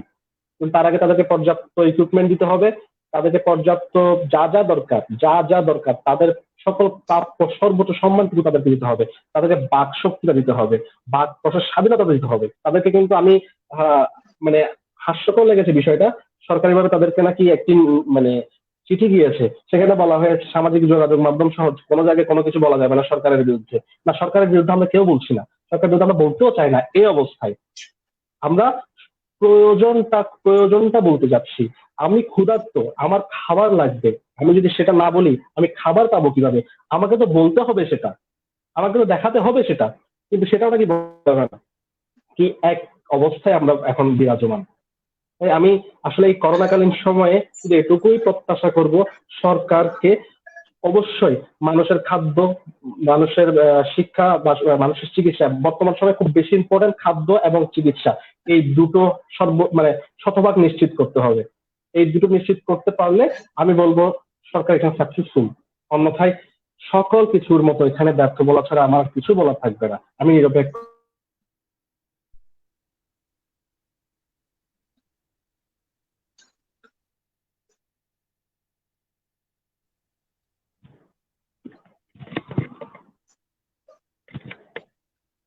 জি দর্শক, আপনারা আন্তরিকভাবে দুঃখিত যে আমাদের যে আরো দুজন অতিথি ছিল তারা ইন্টারনেট সংযোগের স্পিড কম থাকার কারণে, আপনারা জানেন যে আসলে এই যে অনলাইন প্ল্যাটফর্মটা তৈরি হওয়ার পরে একটা জিনিস প্রমাণিত হয়ে গেছে যে বাংলাদেশের যে মোবাইল অপারেটর গুলো আছে তারা যে বাংলাদেশের মানুষের সাথে বড় ধরনের যে একটা প্রতারণা করতেছে, এটার প্রমাণ হলে গিয়ে এই অনলাইন প্ল্যাটফর্মের ভিতরে যখন তারা এই যে এই সংযোগটার মাধ্যমে ঢুকার চেষ্টা করে তখন তারা ইন্টারনেট সংযোগটা পায় না। সেটা তারা বাংলাদেশের মানুষ 2G বুক করতেছে না, অথচ 4G বললে আমাদেরকে তারা এমবি গুলাকে বিক্রি করতেছে, ধোকা দিচ্ছে আমাদের সাথে। আসলে এইগুলোর ব্যাপারে আসলে সরকারের ব্যবস্থা নেওয়া উচিত। বিটিআরসির কাছে আমি অনুরোধ করবো এই ধরনের বাটপারি কোম্পানিগুলোর বিরুদ্ধে ব্যবস্থা নেওয়া উচিত, যারা আমাদের সাথে প্রতারণা করতেছে। আমরা আসলে বুঝতে পারতাম না যদি আজকে আমাদের এই ধরনের প্রোগ্রামে আমাদের অতিথিরা যদি এরকম সমস্যার সম্মুখীন না হতো।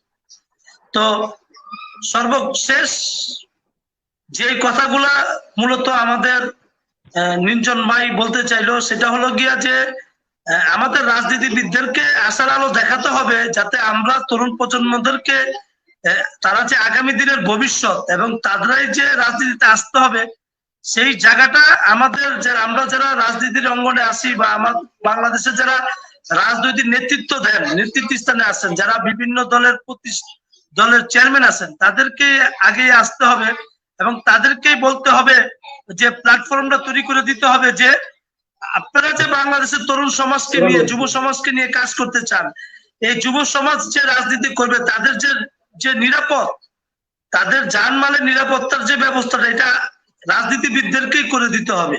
কারণ কোনো বাপ মাই চায় না যে আমার ছেলেটা যে রাজনীতি করতে গিয়ে গুম খুন বা রক্ত রঞ্জিত হোক। কোনো বাপ মাই চায় না যে আমার ছেলেটা বুক থেকে যে 3 মাস জেল খাটুক। তরুণ প্রজন্মের জন্য একটি অহিংস রাজনীতি প্ল্যাটফর্ম তৈরি করে দিতে হবে। বাংলাদেশের প্রত্যেকটা রাজনীতিবিদের কাছে আমার আকুল আবেদন যে আপনারা নিরাপত্তা দেন তরুণ প্রজন্মকে রাজনীতি করার জন্য, যাতে তারা রাজনীতি করতে আসে।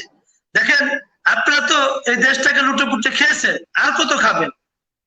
এই লুটে পুটে খাওয়ার টাকা পয়সা নিয়ে তো আপনারা কবর যেতে পারবেন না।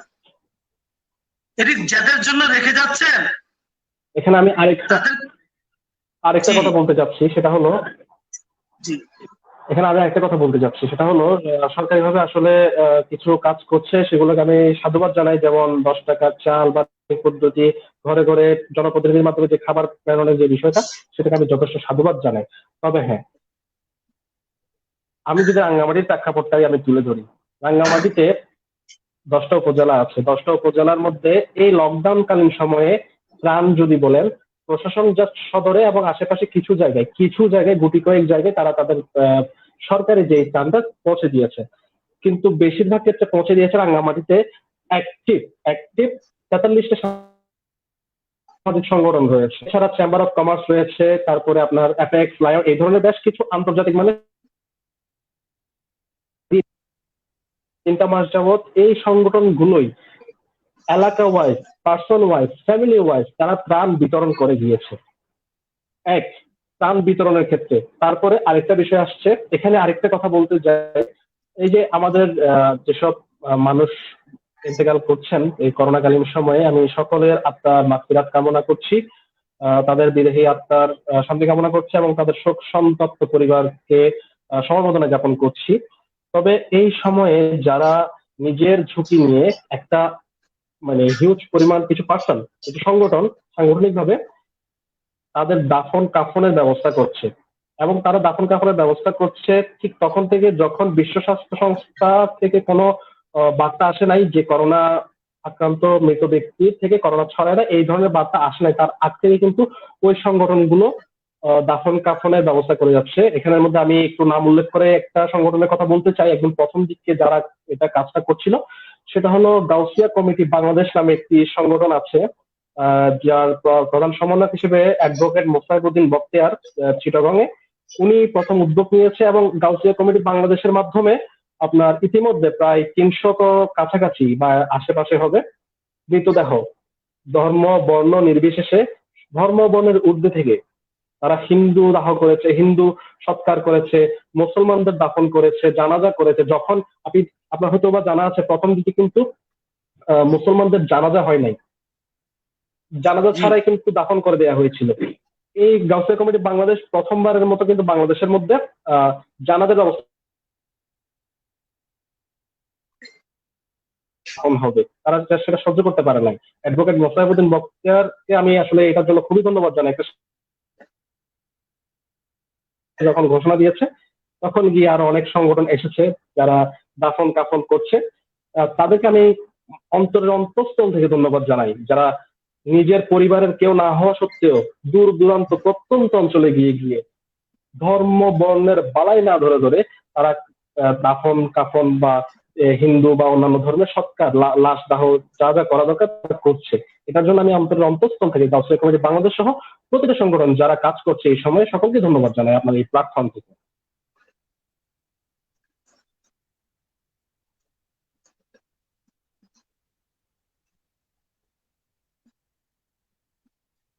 আমিও ধন্যবাদ জানাই আমার SAS টিভির পক্ষ থেকে, তাদের জন্য আমার অন্তরস্থল থেকে অনেক অনেক দোয়া ও ভালোবাসা রইল। নিঞ্জন ভাই, অনেকে তো অনেক প্রশ্ন করছিল, সেই প্রশ্নের উত্তরগুলো আমরা নিয়ে নিই, কারণ অনেকের অনেক ধরনের প্রশ্ন ছিল যে আসলে আপনার কাছে এক ভদ্রলোক প্রশ্ন করছিল যে তাহলে আপনার চিন্তা কি, আপনার কাছে কি কোনো থিম আছে যে যে ব্যক্তির পিছনে রাজনীতি করলে আগামী তরুণ প্রজন্ম, যুব সমাজ সঠিক দেখার দিশা পাবে? আমি যদি আমার মতামতটা জানাই, ওই ভদ্রলোকের কাছে আমি আমার মতামতটা শুধু তাদেরকে জানাবো এটা, দেখেন, রাজনীতিতে আসেন, সংগঠন করেন, নিজেকে প্রস্তুত করেন, তবে হ্যাঁ, প্রতিষ্ঠান রাজনীতিবিদদের ছায়া মাথায় নিয়ে ইয়ংস্টার যারা আছে, যারা মানে একটি স্বাধীন সোনার বাংলা আধুনিকায়ন মানে বা আধুনিক মানে কি বলে একটি আধুনিক বাংলাদেশের স্বপ্ন যারা দেখে, হ্যাঁ, তাদেরকেই কিন্তু রাজনৈতিক আদর্শ মনে করা আছে। এখানে আমি যদি নাম উল্লেখ করে বলতে চাই, আমি আমার রাজনৈতিক আইডল মনে করি যাকে যাকে আমি দীর্ঘদিন যাবৎ ফলো করি, এখন 1-2 দিন না, কিন্তু এটা 8-9 থেকে আজকে প্রায় 10-12 বছর হয়ে যাচ্ছে, যাকে আমি শুধু রাজনৈতিক ক্ষেত্রে না, আমি আমার সাংগঠনিক ক্ষেত্রে যাকে আমি ফলো করি। আশা করি ভাই আমার সাথে একমত হবেন। আমার কথা বলার ধরন ক্ষেত্রে তিনি আপনি এটা আসলে খেয়াল করছেন আশা করি। আমি ব্যারিস্টার আমদালিব রহমান পার্থ, ওনার সাংগঠনিক যেই স্পৃহা, আমি ওটাকে খুবই লালন করি নিজের মধ্যে। সেটা আমার সর্বক্ষেত্রে, আমার সাংগঠনিক সকল পরিক্রমায় আমি ওনাকে কিন্তু হৃদয়ে ধারণ করে চলার চেষ্টা করি, সেটা যেই ক্ষেত্রে, যে কোনো ক্ষেত্রে, যে কোনো কাজে। আমদালিব রহমান পার্থ ভাইয়ের আসলে আপনার মানে কোন দিকটা ভালো লাগে? তার এই টক শোতে কথা বলা, পার্লামেন্ট বক্তব্য, নাকি তার রাজনৈতিক কোন সিদ্ধান্ত, মানে রাজনৈতিক তার নিদর্শন, কোনটা ভালো লাগে?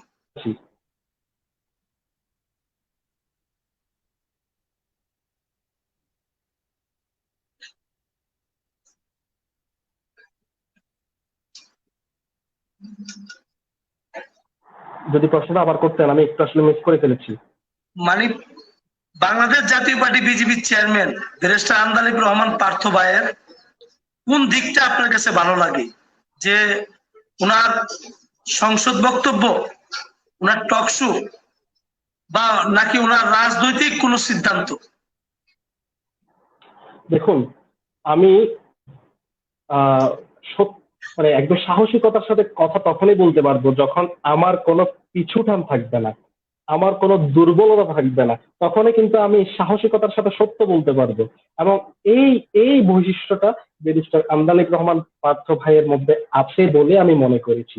কারণ তিনি সৎ, সাহসে আদর্শিক বলে, তার মধ্যে কোনো পিছুটান নাই বলে তিনি যেখানে যখন যেই কথাই বলেন একদম নির্দ্বিধায় নিঃসংকোচে সাহসিকতার সাথে বলেন। আমি বারবার যে কথাটা বলেছিলাম, সাদাকে সাদা বলতে হবে, কালো কালো বলতে হবে, অন্যায়কে দেখিয়ে দিতে হবে এটা অন্যায়, ন্যায়কে দেখিয়ে দিতে হবে এটা ন্যায়, এটাই গ্রহণীয়, কোনটা বর্জনীয় সেটা প্রমাণ করতে হবে, সত্য সমাগত মিথ্যা দূরীভূত, এই এই থিমটা সকলের মধ্যে পৌঁছে দিতে হবে। কে আছে সেই ব্যক্তি? এই ক্ষেত্রে এই মানে সামগ্রিক বিষয় নিয়ে কিন্তু ওনার প্রতি আমার একটা সফট কর্নার কাজ করে, একটা শ্রদ্ধাবোধ কাজ করে, একটা ভালোবাসা কাজ করে। তো এখন নির্জন ভাই, তো আপনি বাংলাদেশ জাতীয় পার্টি বিজেপির চেয়ারম্যান ব্যারিস্টার আমদালিব রহমান পার্থ ভাইয়ের পছন্দ করেন। আমার কাছে খুব ভালো লাগলো এই কথাটা শুনে, যে আমি আমি জানি আপনি পছন্দ করেন, তবু মানে বললাম। তো এখন বিষয়টা হলো যে শুধু পছন্দ করলে তো হবে না, তাকে নিয়ে তো বাংলাদেশটাকে, যদি তার স্বপ্নের সাথে আপনার স্বপ্নটাকে একসাথে মিলে বাংলাদেশের যদি তরুণ প্রজন্মের জন্য যদি একটা প্ল্যাটফর্ম তৈরি করতেন, আপনিও যদি থাকতেন রাজনীতির অংশতে, আমি তো আপনাকেও রাজনীতির অংশতে দেখতে চাই। ইনশাআল্লাহ শীঘ্রই হয়তো আপনার যে মেধা আছে বা আপনাদের মতো তরুণ যদি রাজনীতিতে না আসে, তাহলে কি রাজনীতির পরিবর্তন হবে? বাংলাদেশ তো আপনাকে খুঁজছে। আমরা যদি সত্যের উপর অটল অবিচল থাকতে পারি, তাহলে সেটা যে কোনো ক্ষেত্রে, যে কোনো কাজেই সেটা সব সুফল বয়ে আনবে। এবং সেই কাজটা সুফল বয়ে আনলে অবশ্যই দেশের পরিবর্তন হবে না কেন? আর যেটা আপনি বলেছেন, হ্যাঁ, রাজনীতিতে আসার স্বপ্ন আমরাই দেখি। রাজনীতি তো আপনার হারিয়ে যাবে, মানে নেতৃত্ব, দেশের নেতৃত্ব। রাজনীতি আমরা কেন করতে চাই? আমি রাজনীতিকে মূল্যায়ন করে 1 নাম্বার প্রফেট সাল্লাল্লাহু আলাইহি সাল্লামের সুন্নাত হিসেবে সর্বপ্রথম এভাবে দেখি, এই দেশটা তো আমার মা, এই দেশকে ভালোবাসি আমি, দেশপ্রেম ইমানের অঙ্গ। আমি জানি, ছোটবেলা থেকেই পড়ে এসেছি, আমরা জেনে এসেছি, লালিত করে এসেছি হৃদয়ের মধ্যে। তো সেই প্রেক্ষিতে আমরা যদি দেশের নেতৃত্বে না আসি, তাহলে আসবে কে? হ্যাঁ, আপনাকে শুধুমাত্র আশ্বস্ত করতে পারি, যদি বেঁচে থাকি, যদি করোনা থেকে আল্লাহ আমাদেরকে হেফাজত করে, ইনশাল্লাহ আমি দোয়া করি আল্লাহ যেন আমাদেরকে করোনা থেকে হেফাজত করে, করোনা মুক্ত বাংলাদেশে অবশ্যই আমি তাসনিম ফায়দা নির্জন আসবো। আজকে এই প্ল্যাটফর্মে প্রথমবারের মতো আমি এই কথাটা বললাম যে হ্যাঁ রাজনীতিতে আসবো, এবং এটাও কথা দিচ্ছি একা আসবো না, একঝাঁক তরুণ উদীয়মান ইয়ংস্টারকে নিয়ে আসবো। আলহামদুলিল্লাহ, আলহামদুলিল্লাহ। যাক, আমি খুব আনন্দিত এবং আমি খুব গর্বিত যে আমার সন্তানরা আগামী দিনে খুব উঁচু মানের নেতৃত্ব পাবে। গর্বিত, আজকে ছাত্ররা সব গর্বিত, কারণ এই আমরা তো আসলে রাজনীতিটাকে ঘৃণা করি, কারণ আমরা বাংলাদেশের ইতিহাসে শুধু দেখেছি চুরি, লুটপাট, জমি দখল, দুর্নীতি, মানুষের উপর শোষণ, নির্যাতন, মিথ্যা মামলা, গুম খুন, রাজধানী, হানাহানি, ঠিক আছে, রাজনৈতিক ভাবে নিজের আপন ভাইকেও মানুষ সাথ দেয় না, এরকম একটা পরিস্থিতি আমরা দেখেছি। আসলে এখান থেকে আমাদের বেরিয়ে আসতে হবে। রাজনীতি মানেই অর্থ লেগে পরিবর্তন, দেশ ও জনগণের জন্য কাজ করতে হবে, ঠিক না? এটা বুকের ভিতরে হিংসা লালন পালন করে নিজের ভাই বাপ, বাংলাদেশের কি নোংরা রাজনীতি যে আমরা দুইটা দলের কাছে এরকম ভাবে জিম্মি যে বাপ যদি আওয়ামী লীগ করে, পোলা যদি বিএনপি করে, তাহলে সংসারও আলাদা হয়ে যায়। এটা কি রাজনীতি? আমার এটা মাথায় ঢুকে না, ঠিক আছে, যে আমরা দুইটা দলের কাছে এরকম ভাবে জিম্মি হয়ে গেছি যে লাগে কি ধর্মের মতো। এরা দুইটা মনে হয় কি মানুষের কাছে ধর্মের মতো হয়ে গেছে, যে এদের বিরুদ্ধে কথা বলা যাবে না, দলের প্রধানের বিরুদ্ধে কথা বলা যাবে না, দলের সাংগঠনিকের বিরুদ্ধে কথা বলা যাবে না, এরকম একটা অবস্থা। তো এটা তো ধর্ম না রে ভাই। আমার যদি এই দলকে না ভালো লাগে, আমি পরিবর্তন করতে পারি। আমার যে প্রজন্ম আমরা শিক্ষিত তরুণ প্রজন্ম যাদেরকে বলা হয়, আমরা কিন্তু যখন কোনো কথা বলি সত্য ক্ষেত্রে আমরা কিন্তু শ্রদ্ধার সাথে বলি যে কোনো দলের নেতার ক্ষেত্রে। এর পরেও কিন্তু আমরা রেহাই পাই না, আমরা নিস্তার পাই না, তাহলে আমরা যাবো কোথায়? আমরা শ্রদ্ধা দিলাম, ভালোবাসা দিলাম, এরপরে তো আমরা বলছি আমরা কিছু জিনিস প্রত্যাশা করছি, আমাদের নাই, আমরা চাইছি, সেটা শ্রদ্ধার সাথে চাইছি। এরপরও যদি আমরা নিস্তার না পাই, আমরা যদি সরকার বিরোধী বা এই ধরনের কিছু তকমা আমরা পেয়ে যাই, আমরা যাবোটা কোথায় আমাকে বলেন? এই অবস্থা এখন ঠিক আমাদের। আছে,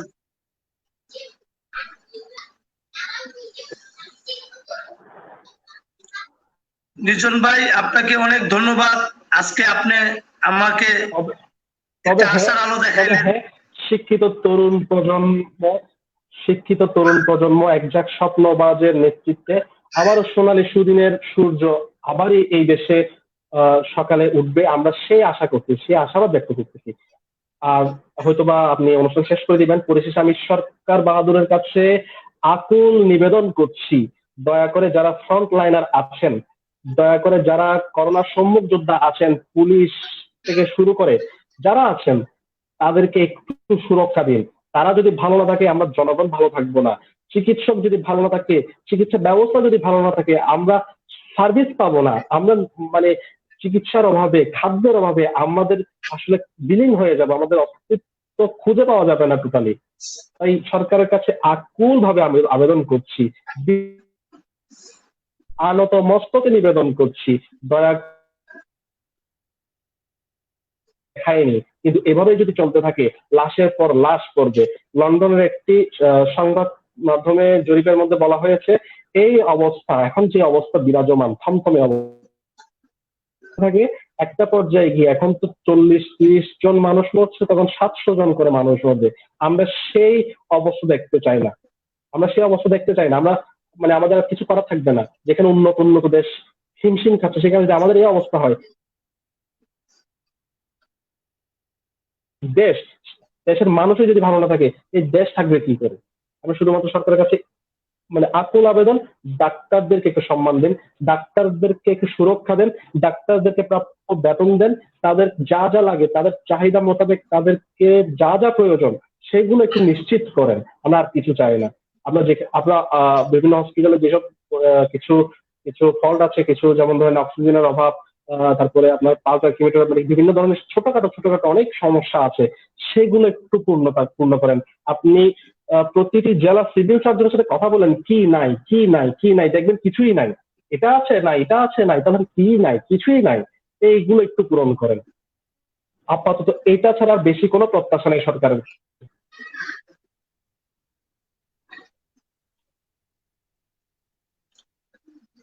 ধন্যবাদ নির্জন ভাই আপনাকে। ইনশাল্লাহ আশা করি আরো আরেকটা কোনো এক পর্বের ভিতরে আমি আপনাকে নিয়ে আসব, অনেক আলোচনা হবে, আরো অনেক কথা বলবো ইনশাল্লাহ। অসংখ্য ধন্যবাদ SAS টিভির পক্ষ থেকে। আপনার জন্য রইল অফুরন্ত ভালোবাসা, লাল গোলাপের আসলে শুভেচ্ছা। মুক্তভাবে কিছু কথা বলার সুযোগ করে দেওয়ার জন্য।